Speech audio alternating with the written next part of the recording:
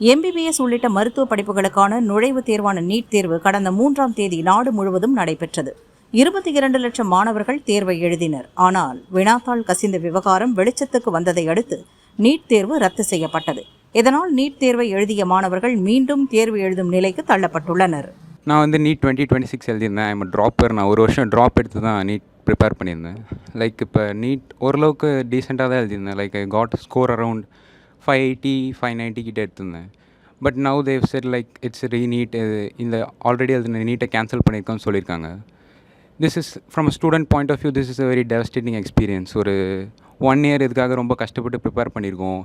This is not like a sprint, this is a marathon. இதை ரொம்ப கஷ்டப்பட்டு prepare பண்ணதுனால திருப்பி இதை ரெஸ்யூம் பண்ணி திருப்பி இன்னொரு அட்டெம்ப்ட் கொடுக்கறது அவ்வளோ ஈஸி கிடையாது. This is really unfair for every student. இது ஸ்டூடெண்ட்ஸ் மேலே எவ்வளோ மென்டல் ப்ரெஷரை போடுது, இது எவ்வளோ ஒரு கஷ்டமான விஷயம்னு வெளியே இருக்க யாருக்குமே தெரிய மாட்டேங்குது. எல்லாருமே என்ன நினைக்கிறாங்கன்னா, உங்களுக்கு இன்னொரு சான்ஸ் கிடச்சிருக்கு, நீங்கள் இதை விட பெட்டராக பண்ணிடலான்னு நிறைய பேர் நினைக்கிறாங்க. But that does not apply for every one. இது வந்து this is really unfair from my side. இது வந்து this really needs to be undertaken some action. NTA இப்படி பண்ணுறது வந்து is not really good. அதே மாதிரி மற்ற எக்ஸாம்ஸ் எதுவுமே லீக் ஆகிறது கிடையாது. JEE they are conducting in online fashion. இது வந்து பேப்பரில் இருக்கிறதுனால தான் எவ்வளோ ஈஸியாக லீக் ஆகுதான்னு எனக்கு தெரில. So I really don't feel good about this. And somehow இதை எப்படியும் இன்னொரு தடவை எழுதி தான் ஆகணும். I'll try to give my best. Thank you. என் பேர் ஆதவன். நான் தஞ்சாவூர்லேருந்து வரேன். நான் வந்து 3rd ட்ராப்பர். இந்த வாட்டி எக்ஸாமுக்கு வந்து கொஞ்சம் கஷ்டப்பட்டு தான் படித்தேன்.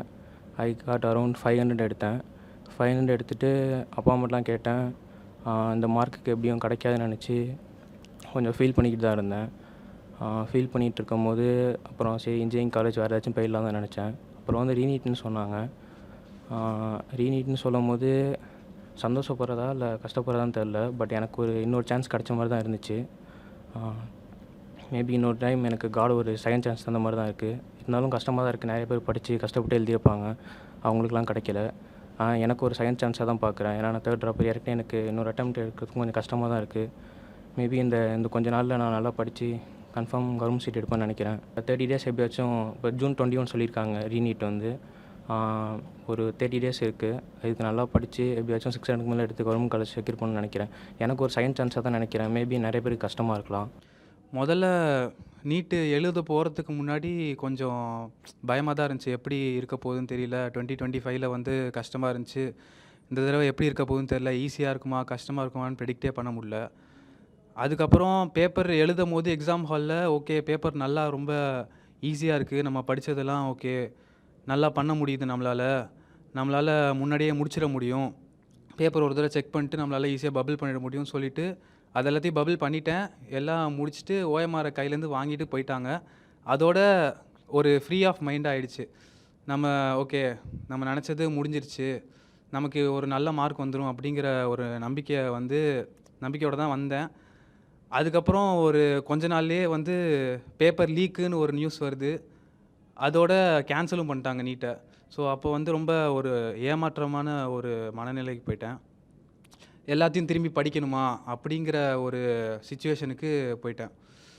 ஆனால் அதே சமயம் அத்தனை ஸ்டூடெண்ட்ஸ்க்கு வந்து அந்த பேப்பர் லீக் ஆனது வந்து அத்தனை ஸ்டூடெண்ட்ஸ் அதை அஃபெக்ட் பண்ண போகுதுன்னு நினைக்கும் போது ஓகே நம்மளால் பண்ணிட முடியும், நம்மளால் இப்போவே மார்க் எடுக்க முடியுதுன்னா திரும்பி ஒரு தடவை படிச்சுட்டா எடுத்துடலாம் அப்படின்னு ஒரு தோணுச்சு. அவங்க எல்லோரும் அஃபெக்ட் ஆகாமல் திரும்பி ஒரு தடவை நம்மளால் பண்ணிட முடியும் அப்படிங்கிற ஒரு இதில் தான் இப்போது திரும்பி ப்ரிப்பேர் பண்ண ஆரம்பிச்சிட்டேன். ஸோ ஹோப்ஃபுல்லி அடுத்த நீட் எக்ஸாம்லேயும் இங்கே ரீநீட் எக்ஸாம்லேயும் ஒரு நல்ல மார்க் கிடச்சி ஒரு நல்ல கவர்மெண்ட் காலேஜுக்கு போவேன்னு நம்புகிறேன்.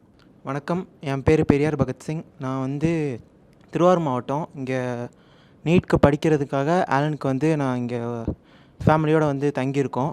நான் வந்து ஒரு அரௌண்ட் 460 மார்க் கிட்ட எனக்கு வந்தது. ஃபிசிக்ஸில் வந்து மார்க்கு நிறையா ரெடியூஸ் ஆகிடுச்சு. எனக்கு ரீநீட் வந்து ஒரு செகண்ட் சான்ஸாக தான் நான் பார்க்குறேன்.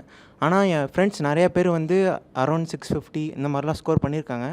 அவங்கள வந்து இது பயங்கரமாக அஃபெக்ட் பண்ணும். ஏன்னா ரீநீட் வந்து கண்டிப்பாக மாட்ரேட்லேருந்து டஃப்பாக தான் இருக்கும்னு நினைக்கிறேன். ஸோ அவங்களுக்கு வந்து ரேங்க் அஃபெக்ட் ஆகி காலேஜ் வந்து கொஞ்சம் லோ கிரேட் காலேஜ் கிடைக்க நிறையா வாய்ப்பு இருக்குது. அவங்கள அஃபெக்ட் பண்ணும். ஆனால் என்னை பொறுத்தவரையும் நான் இதை செகண்ட் சான்ஸாக பார்க்குறேன்.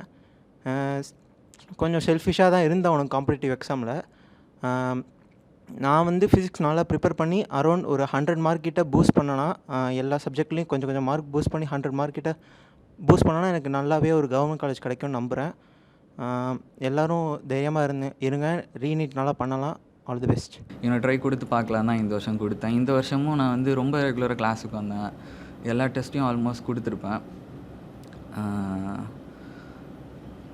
அப்படி இருந்துமே இந்த எக்ஸாம் முடிச்சுட்டு வெளியே வரும்போது நான் ரொம்ப சந்தோஷமாக வந்தேன். இதுக்கு மேலே இதை திருப்பி பார்க்க வேண்டாம். ஏன்னா 4 வருஷம் நான் ரொம்ப அண்டர்கோ பண்ணிட்டேன். நான் எவ்வளோ அண்டர்கோ பண்ணேன்னு எனக்கு தான் தெரியும். ஸோ ஏன்னா நான் இதை மறுபடியும் பார்க்க வேணாம்னு நினச்சேன். அப்படி இருக்கும்போது ஒரு 10 நாள் கழித்து எங்கேயோ லீக்கான பேப்பருக்கு வந்து நேஷன் வைடு வந்து ரீடெஸ்ட் வைக்கிறது வந்து ஒரு சரியான விஷயமா எனக்கு படலை. ஏன்னா எங்கே இது நடந்ததோ அங்கே மட்டும் ரீடெஸ்ட் வச்சா ஏதாவது நியாயம் இருக்குது. அதாவது எல்லா விஷயத்தையுமே ஓவர் ஆப்டிமிஸ்டிக்காலாம் எடுத்துக்க முடியாது. இதை சில பேர் ஓவர் ஆப்டிமிஸ்டிக்காக எடுத்து அவங்களால ஸ்கோர் இம்ப்ரூவ் பண்ண முடியும்னு நினைக்கிறாங்க. But that's not really possible. நான் இந்த விஷயத்தில் இன்னும் செட்டில் ஆகலை. அதாவது நான் இதுலேருந்து மூவ் பண்ணுறதுக்கே என்னோடய மென்டலாக ஃபிசிக்கலாக ப்ரிப்பேர் பண்ணுறதுக்கே எனக்கு டைம் தேவைப்படுது. இனி கூட எக்ஸாமு நான் ரொம்ப முழு மனசாலாம் இதை பண்ணல. வேறு வழி இல்லாமல் தான் இதை பண்ணுறேன்.